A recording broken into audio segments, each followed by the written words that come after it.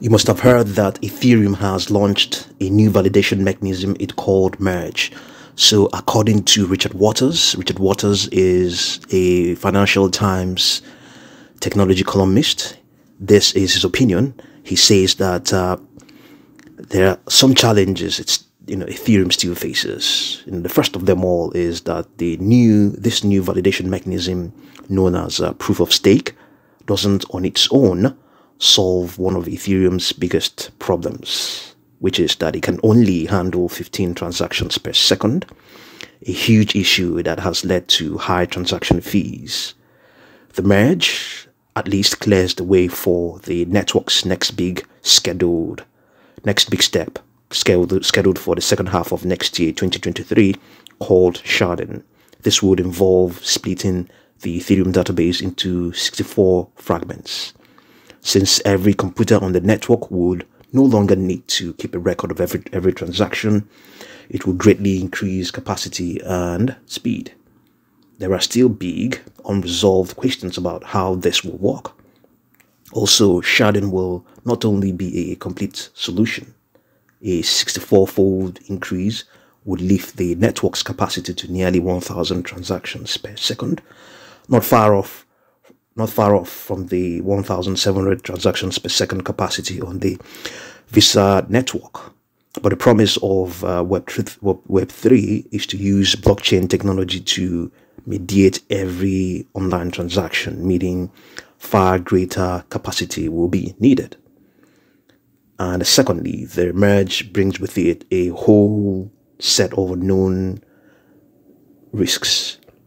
In essence, a market worth $200 billion is being lifted onto an entirely new foundation with new mechanisms and new rules for market intermediaries that haven't been tested in real-world conditions. Rather than the risks, many market participants are likely to be more focused on the potential for higher returns. Under the new proof of stake system, holders lodge Ether as collateral to validate transactions in return for staking rewards. That has turned a previously unproductive asset into one that now offers a yield, something many are likely to find attractive. Thirdly, the build-out of a broader layer of market infrastructure on top of Ethereum is still in its infancy. So-called layer 2 networks such as Polygon and Optimism act as roll-ups, batching up individual transactions and lodging them only a single entry on the Ethereum blockchain. Along with sharding, Ethereum's backers claim this might lift overall capacity to 100,000 transactions per second. The companies that operate on top of Ethereum in this way could themselves become powerful new intermediaries in the blockchain world, something that runs counter to the ideal of decentralization on which crypto is founded. This leads to the fourth point.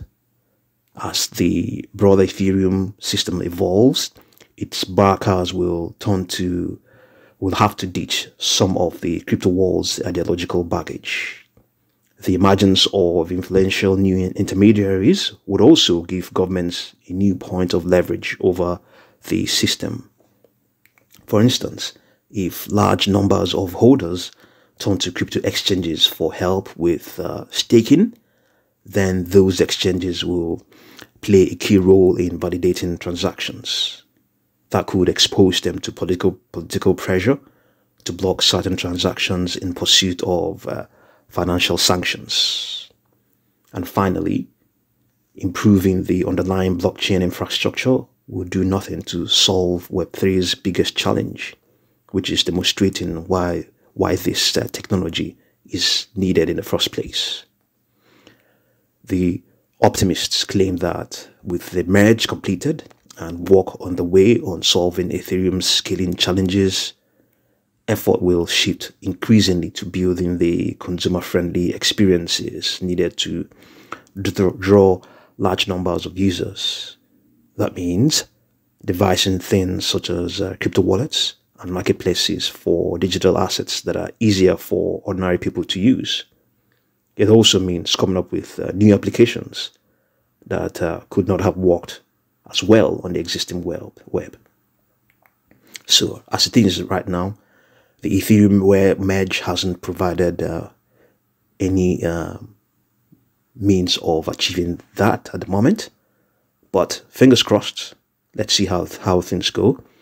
If you have been watching YouTube of late, if you're into financials, you may have seen the co-founder of Polygon, which is one of the layer networks. Polygon and Optimism, they are the two layer networks so far. He's been there and he's been trying to promote everything about the merge and the blockchain as a whole. Okay, so see what you make of all of these things, and thank you very much for watching this video.